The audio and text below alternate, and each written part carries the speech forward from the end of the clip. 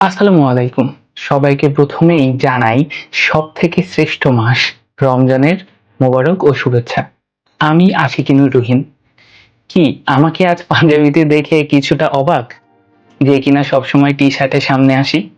সে আজ পাঞ্জাবি পরে কি বা বয়ান দিবে? না, না। আমি আসলে কোনো বয়ান দিচ্ছি না বা দিবও না কখনো।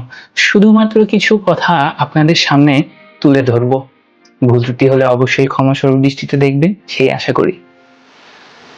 ইবাদত আসলে গোপনেই সুন্দর।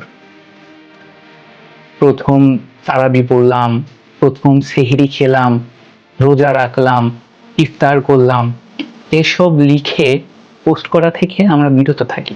রমজান মাসের ফজিলত অপরিসীম।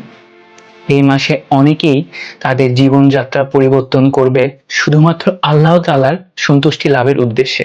যে ঘরে নামাজ পড়তো সে হয়তো মসজিদে নামাজ পড়বে, যে মসজিদে নামাজ পড়তো সে হয়তো তারাবির নামাজ পড়বে, যে ঘরে বা মসজিদে ৩ ওয়াক্ত নামাজ পড়তো সে হয়তো ৫ ওয়াক্তই আল্লাহ তাআলার ইচ্ছায় পড়বে, কোরআন শরীফ তিলাওয়াত করবে। হয়তো যে পর্দা করতো না সে পর্দা করবে, যে কখনো টুপি বা পাঞ্জাবি পরতো না বা টুপি পরে মাথা ঢাকতো না সে হয়তো পড়বে। তাদেরকে নিয়ে কেউ আমরা হাসি তামাশা বা বিদ্রূপ কিছু করব না, বরং আরো উৎসাহিত করব। এতে করে আপনিও সেই সওয়াবের অংশীদার হবেন।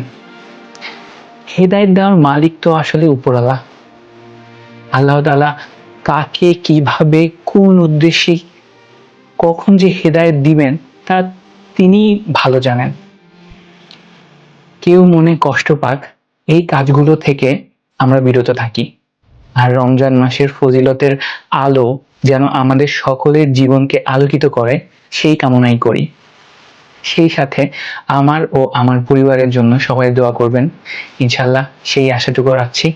সবাইকে আবারও রমজানুল মুবারক। সবাই সুস্থ থাকবেন, নিরাপদ থাকবেন। আল্লাহ হাফেজ।